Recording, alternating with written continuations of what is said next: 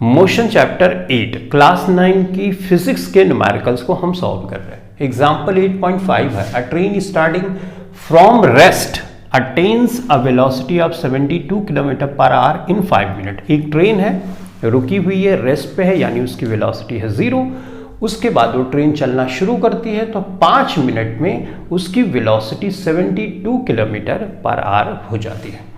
Assuming that the acceleration is uniform, हमको ऐसा मान के चलना है कि acceleration इन 5 मिनट के दौरान यूनिफॉर्म था, एक ही था, कांस्टेंट था।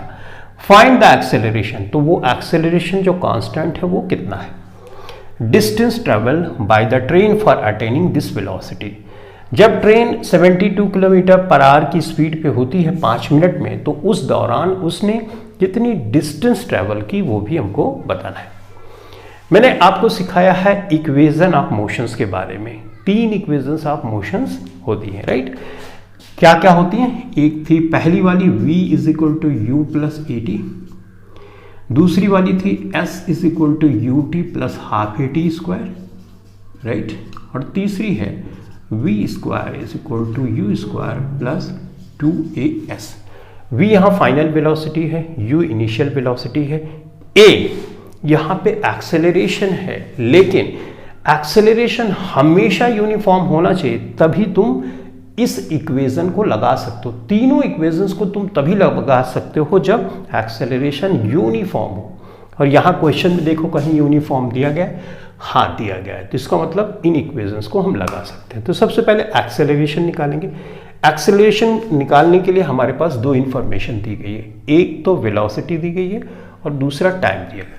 तो वेलोसिटी दी गई है, टाइम दिया गया है, तो एक्सेलरेशन यहाँ से हम निकाल सकते हैं। लेकिन यहाँ पे देखो ये 72 किलोमीटर पर आवर में स्पीड दी गई है, तो मीटर पर सेकंड में इसको कन्वर्ट कर लें। मीटर पर सेकंड में कन्वर्ट करने के लिए 5 डिवाइडेड बाई 18 से मल्टीप्लाई करना होता है अगर किलोमीटर पर आवर में है, और मीटर पर सेकंड में हमको चेंज करना है। ठीक, सॉल्व करो। 18 चौक 72, 5 चौक 20, यानी 20 मीटर पर सेकेंड वेलोसिटी हो गई। अब यहां पे देखो टाइम मिनट में दिया गया है, तो इसको सेकंड में चेंज कर लो। 60 से मल्टीप्लाई करोगे तो बच्चों ये हो जाएगा 300 सेकेंड्स, राइट।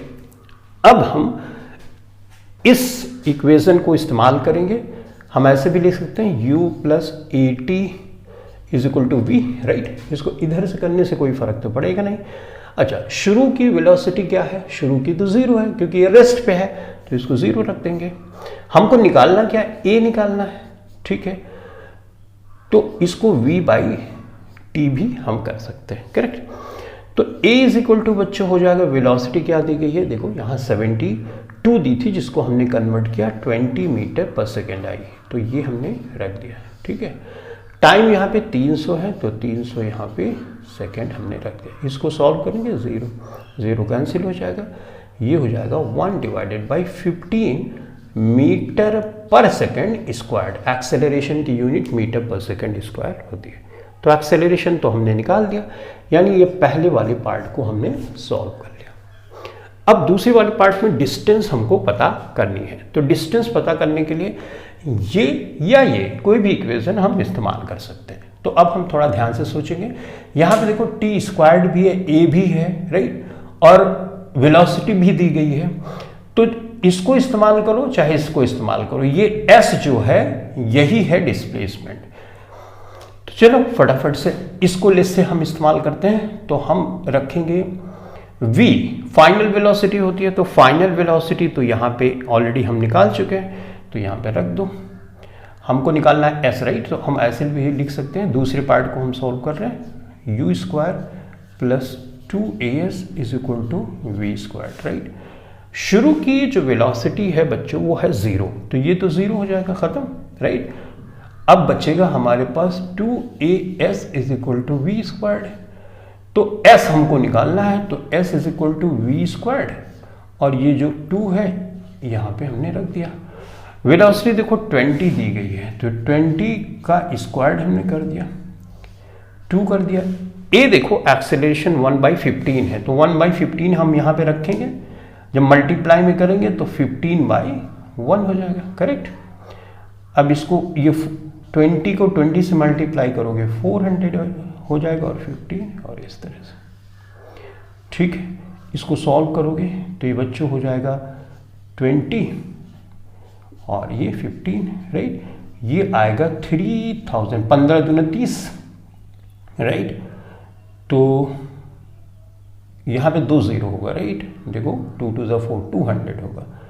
तो यहाँ पे हम करेंगे 200 इंटू 15, मल्टीप्लाई करेंगे तो ये हो जाएगा 3000 मीटर्स, या 3000, 1 किलोमीटर में 1000 मीटर होते हैं, 3000 मीटर्स में हो जाएंगे 3 किलोमीटर।